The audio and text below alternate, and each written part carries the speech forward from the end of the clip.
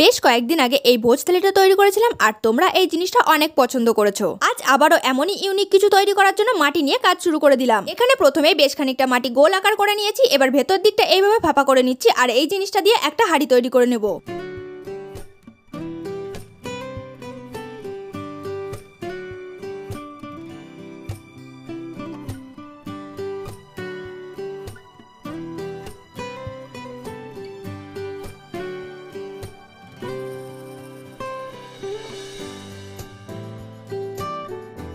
মোটামুটি ভাবে হাড়ির মতো ডিজাইনটা তৈরি করে নিয়েছি, এবার ভেতরে মাটি দিয়ে ভরাট করে নিচ্ছি। তারপর এই হাড়িটা ভেতরে বাইরে ভালোভাবে মাটি দিয়ে সমান করে নেব।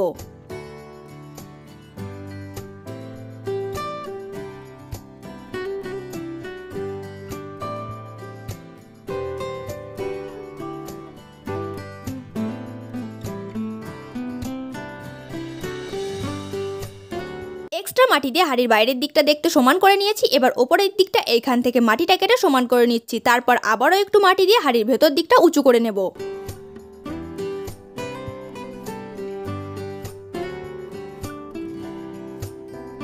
এবার মাটির তৈরি এই ভর্তি হাড়িটা জল দিয়ে সব দিক থেকে ভালোভাবে মসৃণ করে নেব।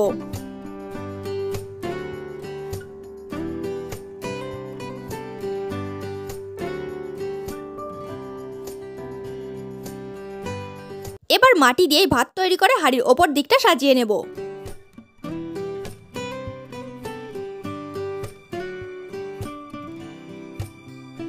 এখানে ভাতের সাথে আরো কিছু জিনিস অ্যাড করব, যেমন ধরো মটরশুঁটি, বিনস, গাজর, আর এই জিনিসগুলো আগে মাটি দিয়ে বানিয়ে নেব, তারপর ভাতের ওপরে সাজিয়ে নেব।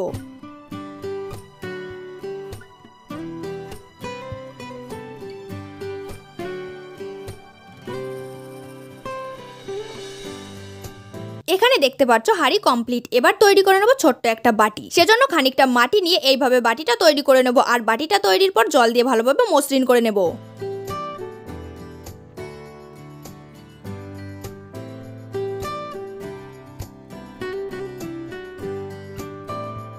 এই বাটিতে রাখবো ক্যাপসিকাম ও পনিরের টুকরো, যেটার আলাদা কিছু নাম আছে যেটা আমি এখন সঠিকভাবে বলতে পারছি না। সেজন্য মাটি দিয়ে ছোট ছোট করে ক্যাপসিকাম ও পনিরের টুকরো তৈরি করে নিচ্ছি। তারপর বাটির মধ্যে সাজিয়ে রাখবো।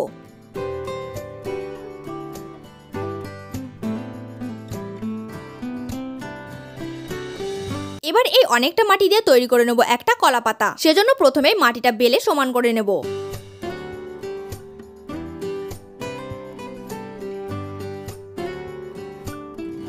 এবার এই মাটিটা নিচের দিক থেকে বেশ খানিকটা কেটে ওপর দিক থেকে হাফ রাউন্ড শেপে কেটে নেব। তারপর এক্সট্রা মাটি বাদ দিয়ে কলা পাতার মতো ডিজাইন করে নেব। তারপর জল দিয়ে এই কলা পাতাটা হালকা করে মসৃণ করে নেব।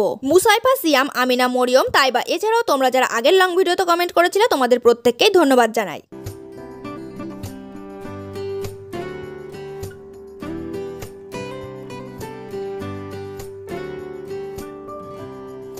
এবার গোল গোল করে কেটে এভাবে বেশ কয়েকটা শসার পিস তৈরি করে নেব। মাটির তৈরি এই প্রত্যেকটা জিনিস শুকানোর জন্য রাখবো আর শুকানোর পর এই জিনিসগুলোতে রং করে নেব। এখানে প্রথমেই কলা পাতাতে রং করা শুরু করলাম, তবে আসল রং করার আগে প্রত্যেকটা জিনিসেই প্রাইমার করে নেব।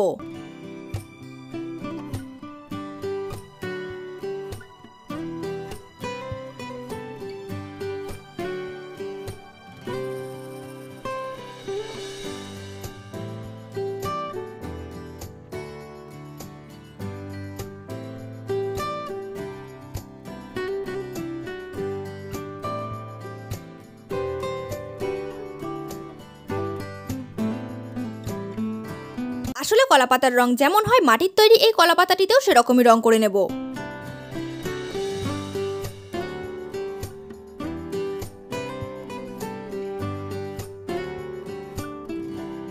তারপর এখানে শসায় রং করছি। শসার বাইরের দিকটা খোসাতে গাঢ় রং আর ভেতর দিকটা একটু হালকা সবুজ করে নেব।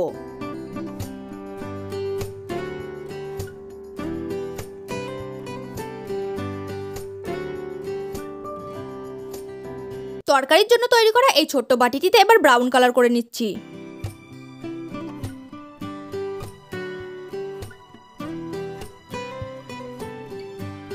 এবার হাঁড়িটাতেও ভালোভাবে রং করে নেব, তবে ওপরের যে ভাতগুলো আছে সেগুলোতে রং করব না।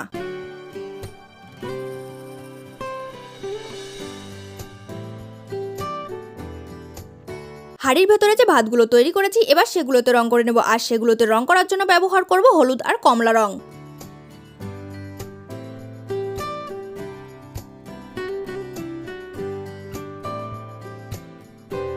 সবজিগুলোতেও রং করে নেব। মটরশুটিতে লাইট গ্রিন, বিনসে ডিপ গ্রিন আর গাজরের টুকরোগুলো কমলা রং। আশা করছি তোমরা এতক্ষণে বুঝেই গেছো এটা আসলে আমি কি তৈরি করেছি। তবুও আমি বলে দিই, এটা একটা ফ্রাইড রাইস ভর্তি হাঁড়ি বানিয়েছি। তোমরা যারা ভেবেছিলে ফ্রাইড রাইসের হাঁড়ি, তারা সম্পূর্ণ সঠিকই ভেবেছিলে। এবার পনিরের তরকারিতে রং করে নেবো, সেজন্য প্রথমে ক্যাপসিকাম গুলো সবুজ রং করে নিচ্ছি। তারপর ভাজা পনিরে যেমন রং হয় তেমন রং করে নেবো, হলুদ আর কমলা রং মিক্স করে। তারপর হালকা করে লাল আর কালো রং দিয়ে মশলার মতো এফেক্ট তৈরি করে নেব।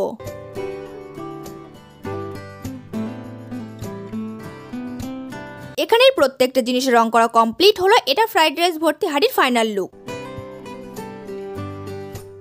এটা পনিরের তরকারি।